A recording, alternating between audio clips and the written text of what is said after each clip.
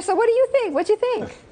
By the way, I just have to say, why are we all pandering? Why is the Democratic Party really just pandering to the lowest common denomination in terms of success? Well, I think about this, that we have Bernie Sanders, who's saying he's a socialist Democrat. And by the way, capitalism, tell us what that means. Right. And capitalism is not a good thing, and the big corporations are harming this country. And then Hillary Clinton, who's the most moderate of them, indicating that she wants to emphasize small businesses. Well, it's important that small businesses are supported because they do create a lot of jobs. But large corporations do as well. And a lot of innovation comes from large corporations. We are a capitalistic nation. We're a capitalist democracy.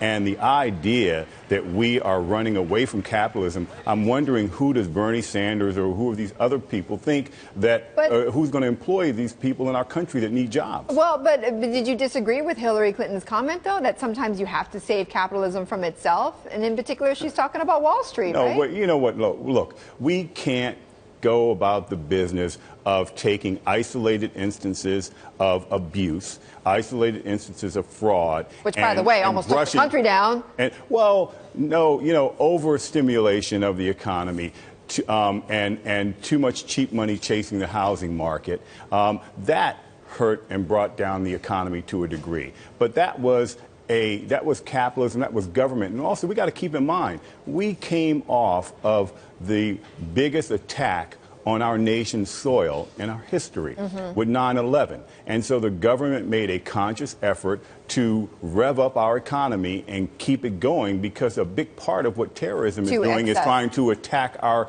way of life, our democracy, our capitalistic society. And so it was critical that we did support our economy and our country. And so that helped propel us forward. Yeah, but that wasn't just corporate America. That was all of the nation, including those Democrats on the stage last night.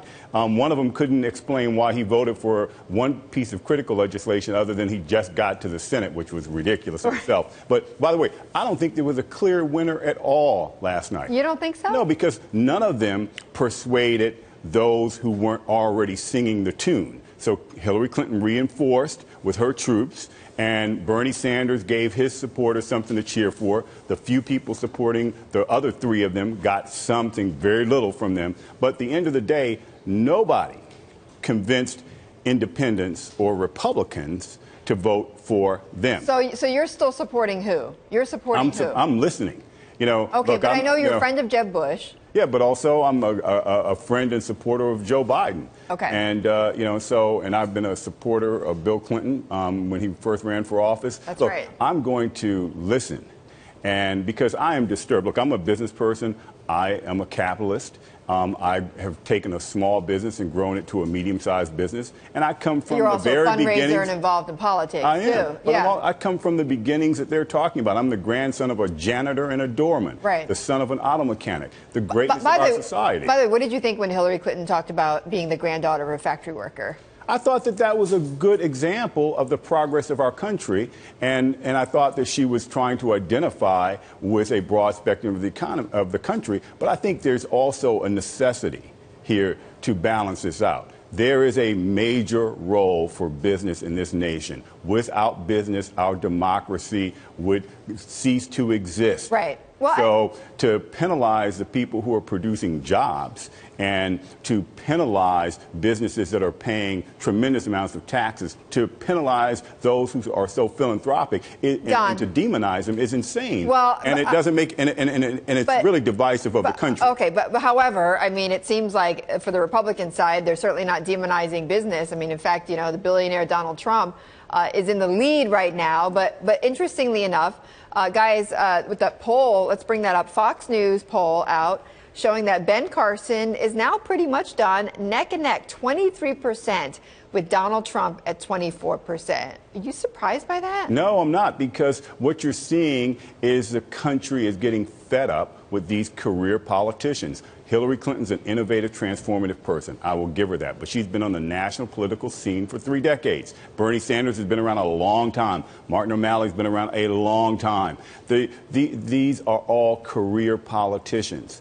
And so that doesn't pose well. But that doesn't bode well for Biden or for Bush, then, right? No, look. look, I don't think it does. And I think that you're seeing difficulty. The reason that Jeb Bush is trailing is, one, I think that Donald Trump has exposed some stylistic weaknesses and structural weaknesses in his candidacy. Yeah. And but I think that the country wants people who are doers. Politicians, unfortunately, have a tendency to talk about what's wrong, but do very little about changing it.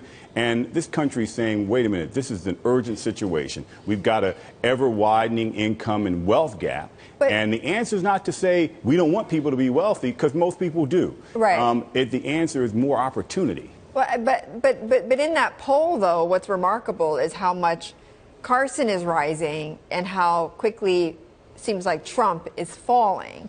So I don't know if Trump's falling. He's plateauing right now, and it's yeah, quiet. He's declining a bit, but slightly. Okay. Carson's picking up, and what's interesting though is the other candidates who tend to be the career politicians, the Chris Christies, Ted Cruz. Well, there's a rumor that Sheldon Adelson is going to go for Marco Rubio. Yeah, it's possible. I don't think money's going to make the difference for Marco Rubio. I don't think money's going to make the difference for any of these candidates right now. Money, because the donor base, you look at Bernie Sanders, has a very deep donor base of small contributions. Hillary Clinton has a deep donor base of high-ticket contributors. I don't think money is going to be the limiting factor this time around, or the factor that propels you. Because, look, Jeb Bush has got more money than anybody, and he can ride it out till the end, and he probably will, and he's better positioned because of his staying power and his long track record to reemerge. Before we go, Don, do you think there's room for one more candidate? Yes. Who? Joe Biden. I think that last night indicated that there's a need for him to have a real substantive choice, because the other candidate, Hillary Clinton, in that debate is the only choice. That's it. Yeah. So it's a campaign of one, and it's a debate of one person. And I think the Democrats want to have an alternative, and I think that would help her, too.